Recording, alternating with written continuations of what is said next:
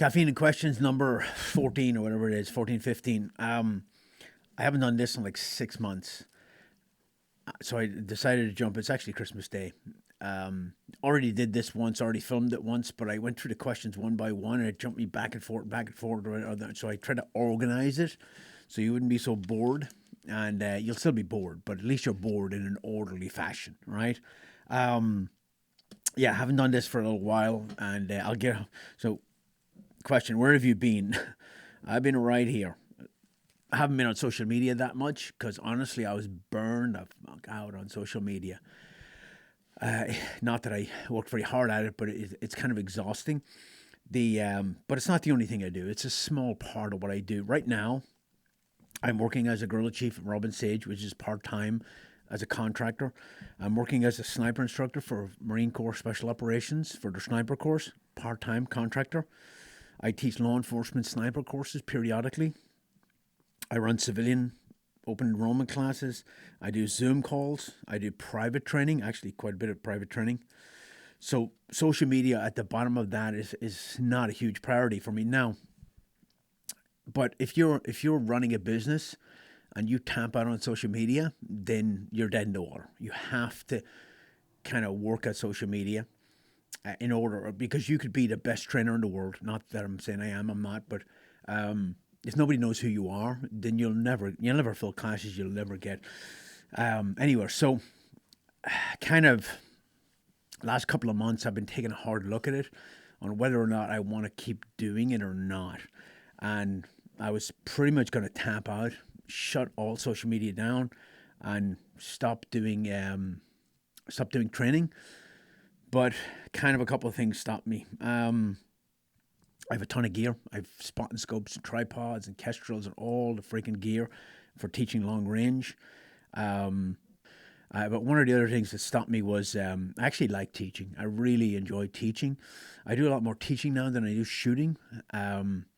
I don't really shoot competitions anymore. I have a lot of injuries. It's kind of hard for me to get into prone position for a long time because of my neck injury. But I do enjoy teaching. And when I run open enrollment classes, or I teach cops, or I teach Marines, it's a lot of fun. So that kind of stopped me.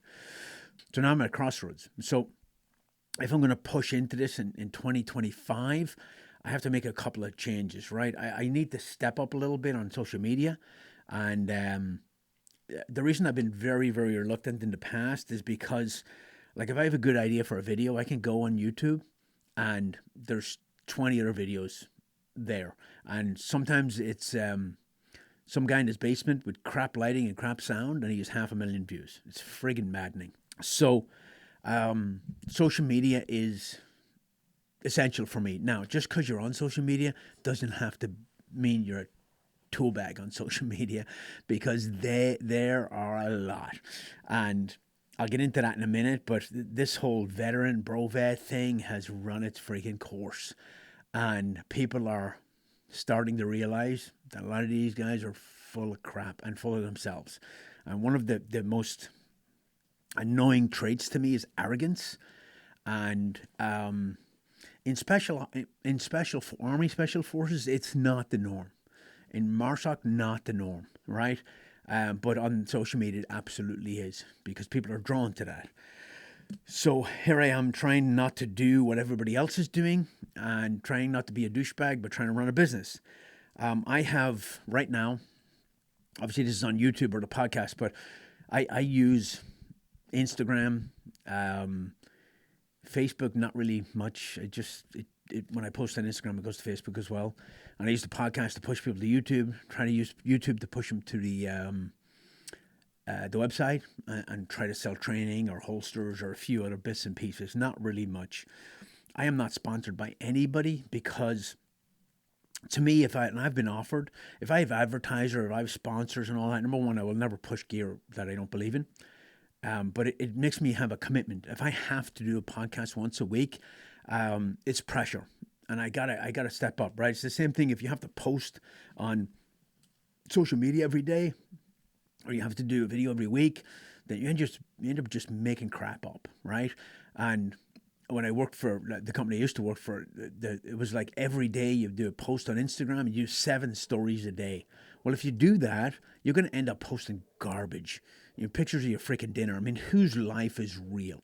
Or whose life is like that? It's complete BS, right? So now I do what I want when I want, but I do need to step up my game a little bit. So I will, but on my terms. The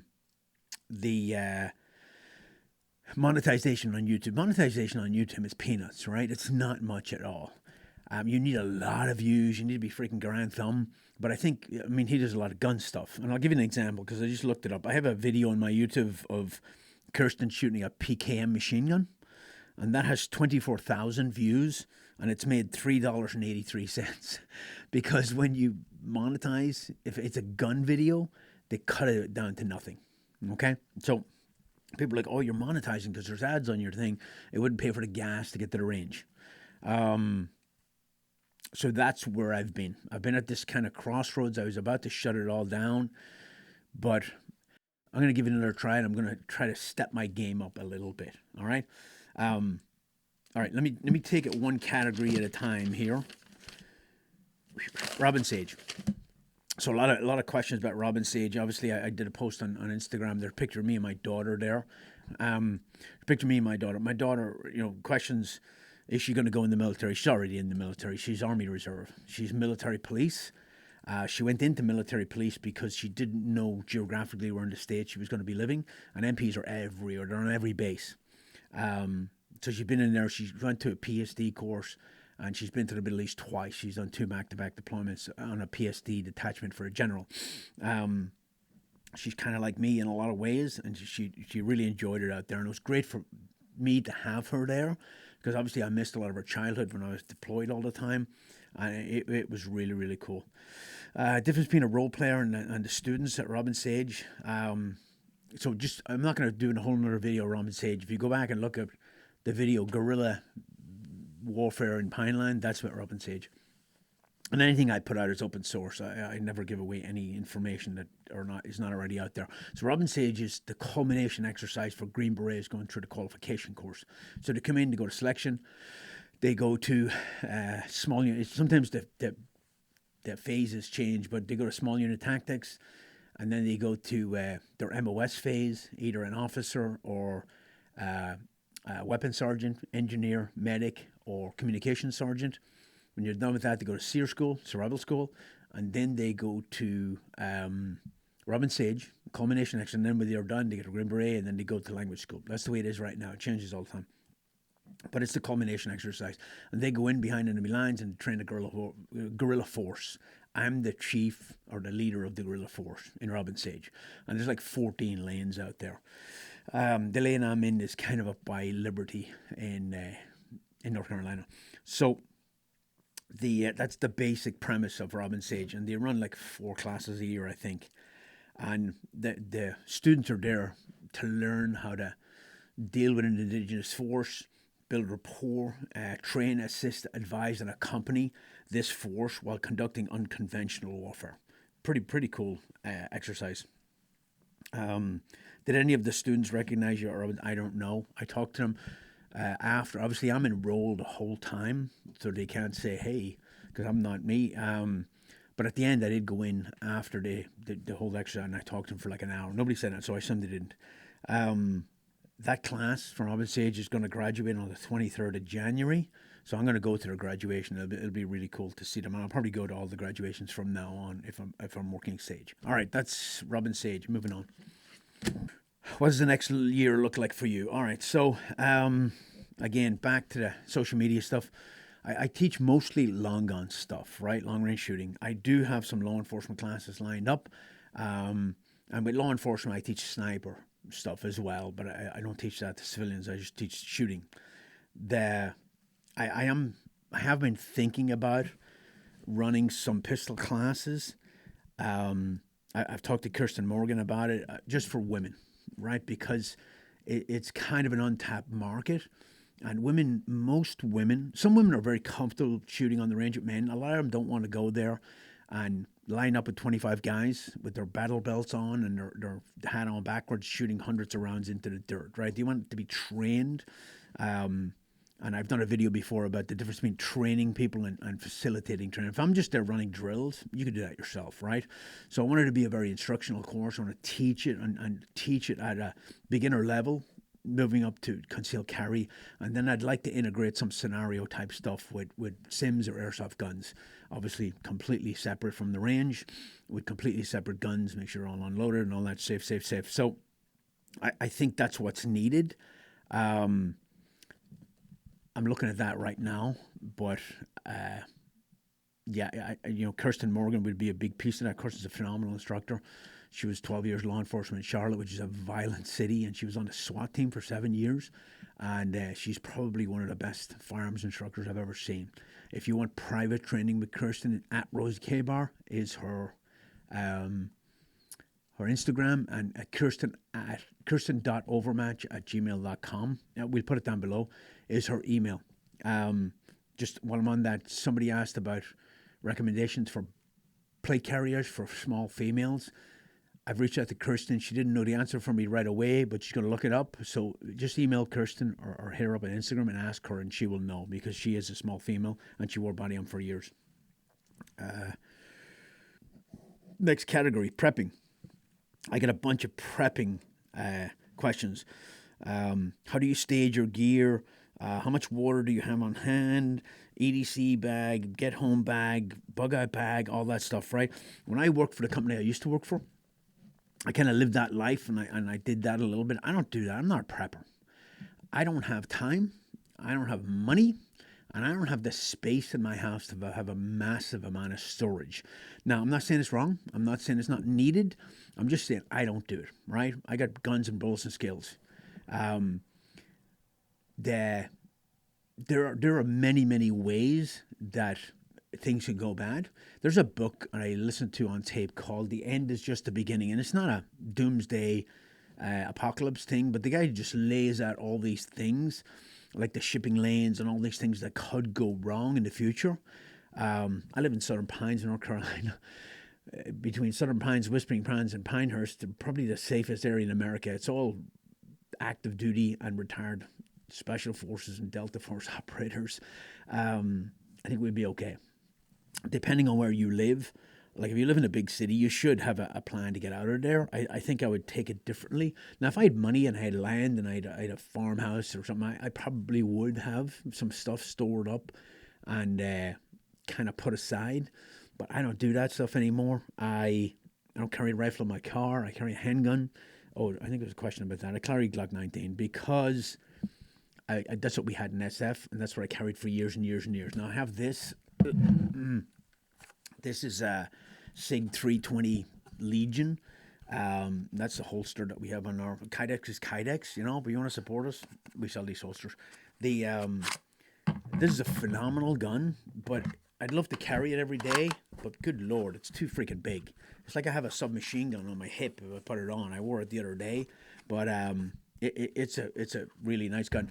But yeah, Glock 19, simple, iron sights. That's what I have. People are like, "Do you have a light on your gun?" No, I don't go out after dark. So I don't stage my gear. I don't have an EDC bag, a get home bag. I don't do any of that. It's not. It's kind of a hobby for a lot of people, and they like it, and they depending on where you live, maybe they need it, but not really me. On that. SHTF rifle length. Shit hit the fan rifle length. One gun, right? What barrel length? 11.5 has been proven through a lot of testing to be kind of the minimum length barrel to get good performance, right? Once you start dropping below that, you start losing a lot of muzzle velocity. Obviously, there's always a balance between barrel length and concealability and maneuverability, but I would go with 11.5 with a suppressor. Do you have any long-range 5.56? I do. I have a couple. I actually really like this one. This is, it's a SIG rifle, DH3. That's Dan Horner. Dan Horner designed it, and it's got a 1-to-6 LPVO on it. SIG. It not sponsored by SIG in any way, shape, or form, but this is the most accurate rifle I've ever had. 5.56 rifle. I really, really like it. Had a question about LPVO or red dot magnifier. I've never liked red dot and magnifier personally. Doesn't mean there's anything wrong with it. I just don't like it. I'd much rather go with an LPVO. I can pull it down to one power, good red dot. I can clear a house if I have to, and then I can go to. That's where that program came from for SOF back in the day in 06, 07, in the height of the Iraq War. We were clearing buildings with 10.3-inch guns for maneuverability. Then we get to the roof and we backpack sniper rifles and pull them out. Well, if I have a 1 to 6, I have one gun. I clear the house, get to the roof, go to 6 power, and go to work. I prefer to have a 45-degree offset dot personally. I had another question about setup for a carbine. I didn't mean to do a video. I don't do a video because I don't have all the top gear. If you look on Grand Thumb's YouTube channel, I did a video with Grand Thumb a couple of years ago about carbine setup. Actually, pretty good, pretty popular video. All right, moving on. Okay, I got a couple of fast-paced ones here, and then we'll get into a hot topic here. Have you ever had community coffee? No, don't drink coffee. Never have. Don't like coffee. Drink tea, believe it or not, and caffeine monsters. Favorite camera pattern? British DPM. I just like that pattern. I don't know why. Are you going to write a book? No. I'm not going to write a book. No interest in writing a book. And I'll talk about that again too. Your opinion on the Army Ranger Wing in Ireland. In today's special operations community, I have no idea. I don't know what they do. I don't know what the training is. It's been a long time since I lived there or was in that unit. Advice for joining. I think it's the same as any other special operations unit. Preparation is key. You've passed or failed before you get there in your preparation, right? And I just did a video with the Sergeant Major in charge of Special Forces Assessment Selection and the Command Sergeant Major in charge of all training in Special Forces. We sat down, we did a podcast, we did a video, and basically they laid out not specifics of standards, but how to prep and all that kind of. It's a great, really, really good interview, and it's being edited right now. So if you're going to selection in Army Special Forces, then I would check that out. Sergeant Major Chewy Almonte is running selection now, and the mindset and attitude of him is awesome. Like, I'll give you a couple of examples, right? And this is in the video, but I'll give you a teaser. What he does when new instructors get there, they're not really instructors, they're assessors. E7s from a team, they come in and they work there for a couple of years, and they basically assess students. What he does when they get there is he shows them their report from selection when they went, and which is probably pretty humbling for most of them, because the point is you didn't crush it either. The other thing he tells them is you don't have to look for negativity all the time. You have to look for positive attributes as well. And the last thing, which I think is really, really important, he tells them you are not picking a student. You're not assessing a student or selecting a student to be on an ODA. You're selecting them to start the Q course. They have 2 years of training to go through and maturing before they get to an ODA.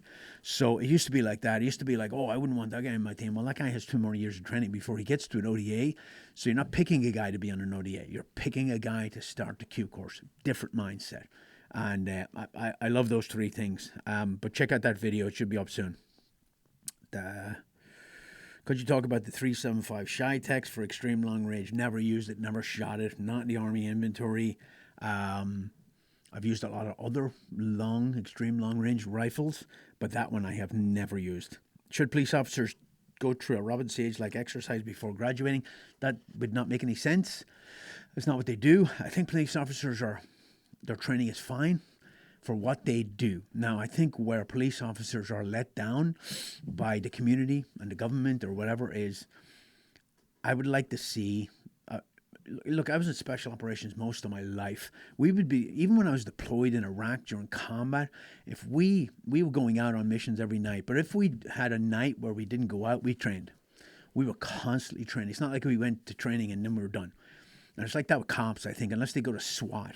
I'd like to pull cops off the street for 1 week every month and send them into training. Let them take a knee, let them get their head right, and then go into training, firearms training, physical fitness, escalation of force, whatever that training would be, you get to take a knee and work that 1 week of every month. Now, I know that would cost money and, manpower and all that kind of thing, but I think a lot of cops have PTSD because they are in a job that's freaking underpaid, heavily scrutinized, vilified a lot. And I wanted to be a cop when I actually joined the Army first. I wanted to be a cop. I just ended up staying in the Army. And I have a lot of respect for cops. I think they have a tough job that they're heavily scrutinized for. So I think their training is probably fine for what they do. It's like basic training in the military, right? It's not the end of your training. But I think they should be able to take a knee and get off the street, kind of let their... people are like, oh, you were in combat. Yeah, I was in combat. But when I got home, I wasn't in combat anymore. I got to hang out with my family and turn that part off in my brain. Cops never turn it off. They're always on duty. Because if something happens, they're expected to respond. And that's got to be exhausting for you. Okay, I have a lot of friends who are cops.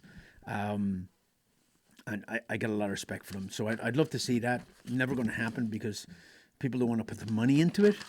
And everybody talks about veteran suicide. Cop suicide is way worse. But nobody seems to give it the attention it needs. Does 10 mil have a place? Maybe, but what's wrong with 9 mil? 9 mil we've gone full circle with 38 and 45, 337 Magnum, and all the way back to 9 mil. 9 mil Second World War cartridge, and look at what most police departments use. 9 mil 40 cal. Look what Army Special Forces use 9 mil. The U.S. Army use 9 mil. 9 mil is a pretty good round. Has good stopping power and good. The recoil's not bad. Everything has a place, but I would never buy one. Different uniforms and boots you've used over the years. Uniforms. When I was in Iraq in 2007 in the summer, even at nighttime, it was really hot. And I got this Brit uniform from a friend of mine, and it was their British desert uniform. And there's a picture of it here. It was light. It was like pajamas. You can actually hold it up to the light and see through it. But it was awesome for climbing buildings and agility, and it was awesome uniform. Boots. I wear these all the time, these Merrell boots. I like them because I've really damaged feet from running all the time. I have severe plantar fasciitis, and it's very hard for me to find boots that don't hurt my feet. And these still hurt my feet, they just hurt my feet a little less.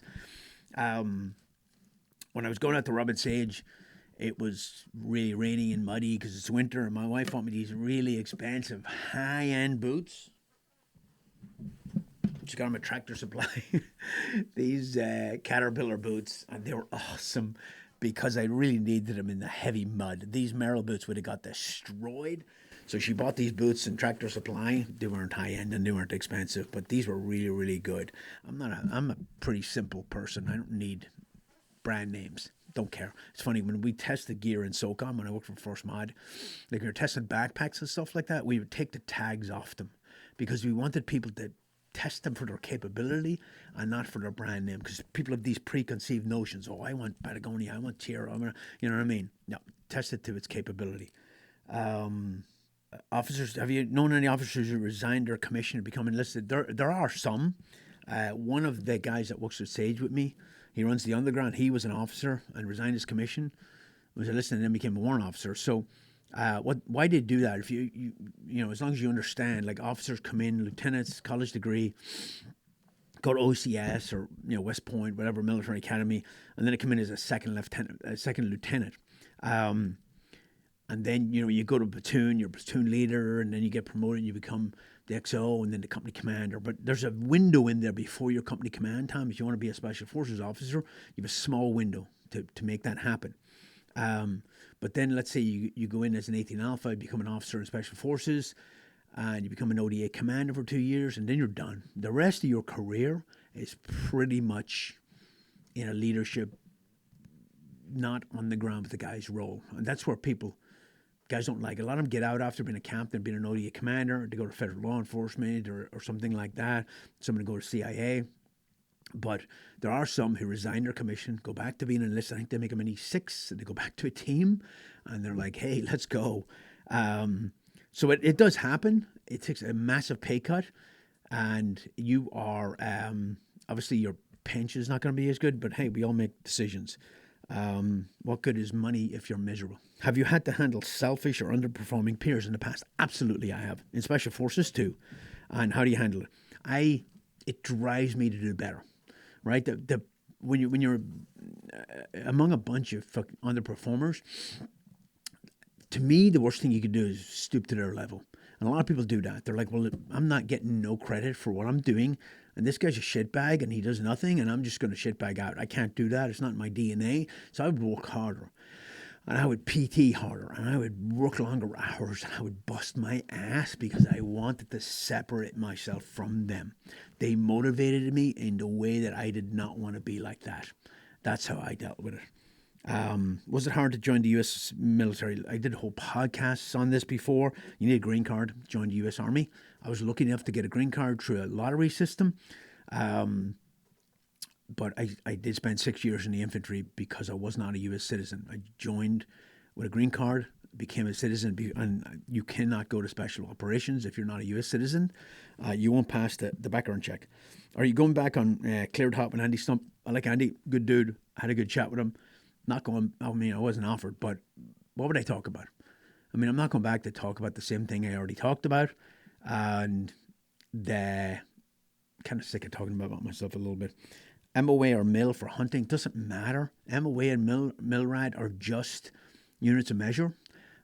For sport shooting, I tell people if they ask me to buy mil because milrad scopes, reticles, because all the speed shooting formulas and all the wind formulas and everything I have were designed for the military. And the military use mils. Okay, don't use MOA. A lot of cops use MOA, but it's kind of changing now. I'm starting to see more and more law enforcement coming in with mils, MRADs. Subject I stay away from generally, but I'm going to talk about it a little bit because a bunch of people asked me about the Tim Kennedy drama, and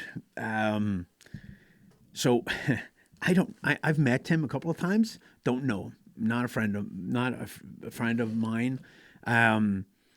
And I don't mean that in a bad way. I just never became friends with him. He did shoot a sniper match when I ran sniper school. He shot the USOC sniper competition. So apparently in his book, people start looking into it and calling bullshit on a lot of the things he said. Now, all the things that I wasn't tracking this. People were sending it to me, and all the things they're saying he said, I have no personal knowledge of those being lies. Like, I was not there. Like Clay Martin, I did an interview with Clay, last year or whatever. Clay was in sniper school with me, and he was in the SIF Company third group with me, and I like Clay, and he's a very down-to-earth, honest guy. And Clay sent me a link to his X account where he kind of called out Tim for... because Tim said he passed Sephardic twice, which why would you go to Sephardic a second time if you already passed? Sephardic's a very hard school to get into. Sephardic is our CQB hostage rescue breaching course.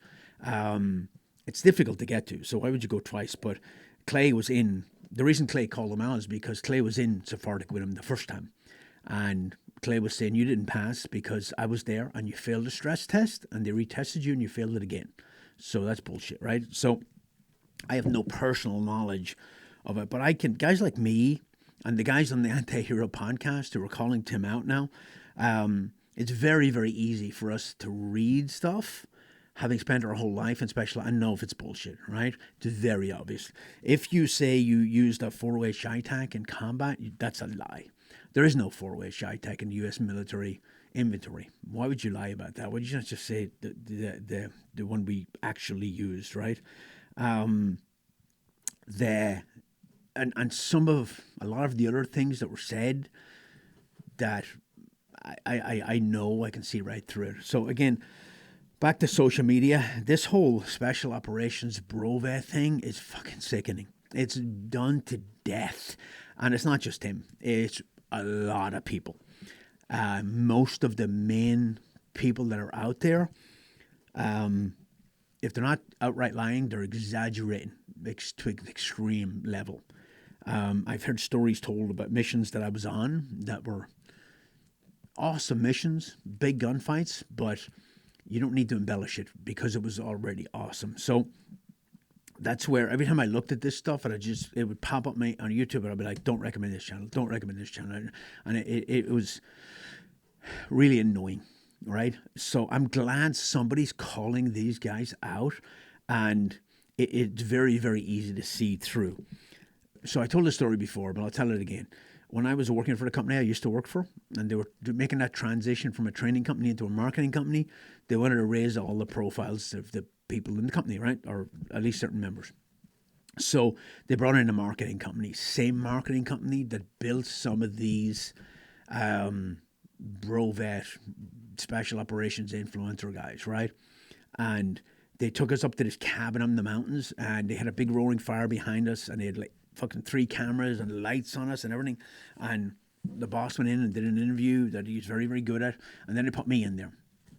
And I already didn't like these guys, and they started asking me questions, and I will state facts, right? But then they started trying to get me to say things that were embellishments of what I've done. They said to me, "Oh, say I'm one of the top snipers in the world." And I was like, "No, I'm not saying that. I'm not a sniper. I'm a fucking civilian." Right? And then they said, "Oh, but you won the international sniper competition." I was like, "So what? Somebody wins it every year. Not a big deal. Move on." And I was getting madder and madder. And one of our media guys was there. He wasn't even involved, and he took a picture of me at the right moment. And they say a picture paints 1,000 words, and that's the picture here. And you can tell by my face that I wanted to rip these guys' fucking head off. I couldn't do it. I refused to be told what to say, and I refused to say shit that's an embellishment of what I've done. I will say, yes, I was in the Irish Army and Special Operations. I was in the American Army. I was in the infantry. I was in SF. I was in Iraq and Afghanistan. I will state facts. But I'm not going to blow myself up to be some sort of fucking hero that I'm not, okay? But these guys are... I'm glad somebody's fucking calling them out. Good for those guys. Me personally, I have no personal knowledge of what Tim did or didn't do, but I can see through bullshit. I can see it a mile away. All right. What else we got? All right. So wrapping this up, going forward, next year, running a class in North Carolina in February. Long-range precision rifle, 2 days in Commons Creek. If you don't know Commons Creek, look it up on the internet. Commons Creek shooting, phenomenal range. Probably one of the best on the East Coast. So that's going to be a great class. Doing some law enforcement classes. If you're a law enforcement department and you want to push your snipers to get better, I do sniper training for law enforcement, not just shooting, but actual sniper stuff. That's very, very up to date because I'm a MARSOC sniper instructor. I do Zoom. If you want to learn ballistics, if you want to learn freaking ballistic calculator, or if you're new to shooting, that's a good way to do the intro. When I run my open enrollment classes, I do rent a couple of guns out for people who don't have gear. So if you want to sign up, but you don't have a rifle or anything like that, I'll rent you a gun, $100, rifle, optic, everything, spot and scopes, everything. All you got to do is get the ammo. Overmatchconsulting.com is where you sign up for those classes. Go ahead and subscribe if you've never done that. Hit the subscribe button and help me get some more followers, because I'm going to give this a go, like 6 months, and then I'm going to tap it. So, little tip for you, right? When I was at Robin Sage, I've done this for years. When you're walking patrols and you're doing when you're kind of trying to take notes, it's kind of hard to stop and write stuff down. I have a terrible memory. I use this little digital tape recorder. Like if you're a small unit tactics instructor and this is really good because you just hang back and talk into it.